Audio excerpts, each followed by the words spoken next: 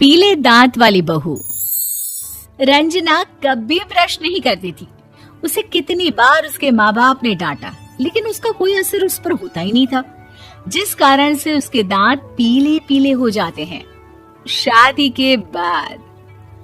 अरे बहू, वैसे तो तुझ में कोई कमी नहीं है, पर तेरे दांत इतने पीले कैसे हैं बेटा? कैसे मतलब? कोई सर्जरी थोड़ी ना कराइए।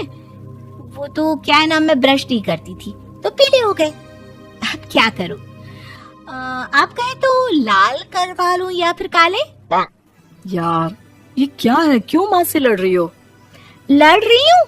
अरे मैं लड़ रही हूँ या ये बोल रही है कि दांत पीले हैं, पीले। अरे तपस्या थोड़ी ना की है इन्हें पीले करने के लिए। बकायदा ब्रश नहीं किया है 20 साल तक, तब जाकर। छी, कैसी बात कर रही हो? ये उस वक्त तो पीले नहीं थे जब हम लोग तुम्हें देखने आए थे। अरे तब साफ करवा लिया होगा डेंटिस्ट के पास जाकर। अब देखो कैसे पीले पीले लग रहे हैं।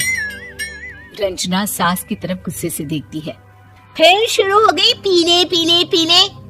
अरे पीले तो तब भी थे जब मेरे हाथ का रसगुल्ला उड़ा उड़ा कर खा रही थी और बोल रही थी, लड़की नहीं गुणों का खजाना दे रहे भाई साहब आप। खैर, अब वो लोग करते भी तो क्या करते, पीले दांत वाली बहू पल्ले पड़ी थी तो झेलना तो था ही। एक दिन कीर्तन में रंजना गाना गा रही थी। अरे कमला बहन, माँ का द्वार है, यहाँ तो सब शुद्ध होकर आते हैं, फिर अपनी बहू को ब्रश भी नहीं करवाती तुम। दूर से पीले पीले दांत भक्ति में बाधा उत्पन्न कर रहे हैं। अरे कोई 2 साल के बच्चे थोड़ी ना लेकर आई हूँ मैं बहू बनाकर।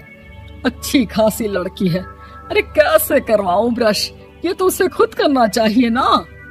अब माँ बाप तो इसके जैसे तैसे निपटा दिए, ये नहीं सोचा कि सास कैसे संभालेगी। सास बहू को लेकर घर आ जाती है, लेकिन सोच लेती है कि अब इसे लेकर कहीं नहीं जाएगी। अगले रोज बहू कहती है, अरे क्या हो गया, मंदिर नहीं जाना क्या? कीर्तन का वक्त हो रहा है। मेरी मधुर वाणी से कान्हा जी जागते हैं और सोते हैं। आप तो जानती है ना उनकी भक्ति में कितना मन लगता है मेरा। वो क्या है ना, तबीयत ठीक नहीं लग रही है मेरी, आराम करूंगी मैं। तबीयत ठीक नहीं लग रही?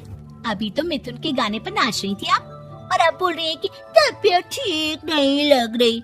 अरे भक्ति में मन लगा लो सासू माँ, ऊपर जाना है, क्या मुंह दिखाओगी आप? हाँ? सास को बहू की बात पर गुस्सा आ जाता है। मैं क्या मुंह दिखाऊंगी, इसकी चिंता तो ना कर, समझी? अपने मुंह की चिंता कर, जो ये पीले पीले दांत लेकर हर जगह पहुंच जाती है। पता है लोग कितना मजाक बनाते हैं। ना जी ना, मैं नहीं जाना कहीं तेरे साथ।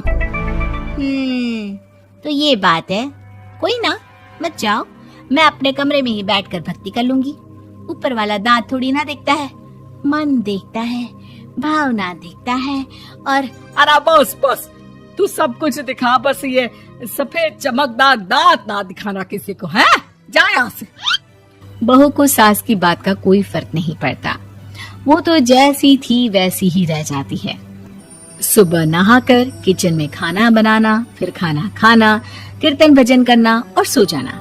एक दिन, माँ जी मैं सहेली के घर जा रही हूँ, शाम को लेट आऊंगी।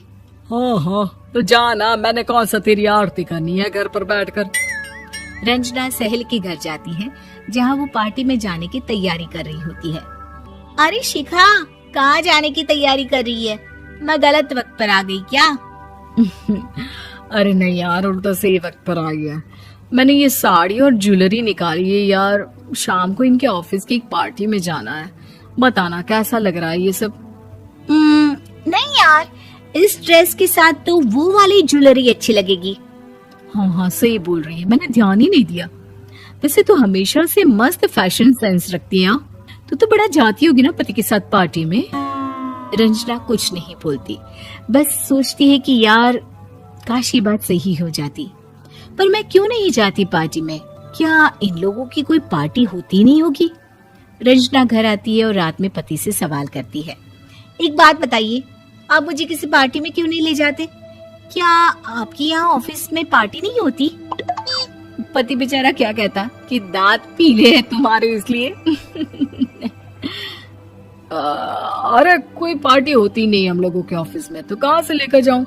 और मार्केट, मॉल, कहीं वीकेंड घूमना, कहीं तो।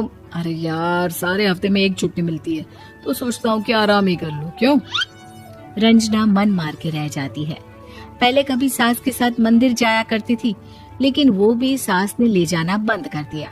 घर बैठी बैठी रंजना बोर हो जाती है। तभी उसे आइडिया आता है और वो मायके जाने का सोचती है। सासू माँ, 2 दिनों के लिए मम्मी के घर जा रही हूँ। अच्छा ठीक है, आराम से जा। और हाँ, माँ से कुछ अच्छी आदत सीख कर आना कि कैसे शरीर के हर भाग की तरह दांतों की सफाई भी जरूरी होती है, समझी? शुरू हो गई ना आप। वो लोग आपकी तरह नहीं है कि छोटी छोटी बात का बतंगड़ बना दे। उन लोगों के लिए मैं मायने रखती हूँ, ना कि मेरे पीले पीले दांत। रंजना माँ को बिना बताए उन लोगों को सरप्राइज देती है, लेकिन जैसे ही वो दरवाजे पर पहुंचती है, अंदर देखती है कि घर वाले कहीं जा रहे होते हैं। अब माँ, काश रंजना दीदी के दांतों वाली प्रॉब्लम नहीं होती, तो वो भी हम लोगों के साथ चलती ना बुआ जी की बेटी की शादी में। हाँ बेटा, लेकिन अब उसे कौन समझाए कि उसको उसके पीले दांत नहीं दिखते, लेकिन उसके आसपास के लोगों को कितना एम्बैरेसिंग फील कराते हैं। मुझे तो कितनी बार उसके स्कूल की टीचर ने शिकायत की कि उसके साथ कोई लड़की बैठना भी नहीं चाहती, और ना ही कॉलेज में कोई उससे बात करना चाहता था। लेकिन पता नहीं क्यों उसे ये बात समझ में ही नहीं आती। कोई कमी नहीं है उस लड़की में, बस यही कि दांत पीले हैं। वो तो भला हो जीजा जी और उनकी माँ का, जो दीदी को जैसी है वैसे ही रखा हुआ है। रंजना को अपने घर वालों की बात सुनकर बहुत दुख होता है। वो सोचती है कि वो क्या करे, लेकिन फिर वो सीधा डेंटिस्ट के पास जाती है, अपने दांत चमकाती है और कसम खाती है कि वो रोज ब्रश करेगी। अरे क्या हो गया? तुम तो 2 दिनों के लिए गई थी ना, पर कोई ना, अच्छा है, चलो आ गई तो। रंजना सास के सामने आकर खड़ी हो जाती है और पूरी स्माइल करती है, उसके चमकदार दांतों को दिखाती हुई। हैं? चले मंदिर। माँ, मुझे माफ कर दीजिए, मैंने आप लोगों को बहुत एम्बैरेसिंग फील करवाया। मैं आज से रोज ब्रश करूंगी।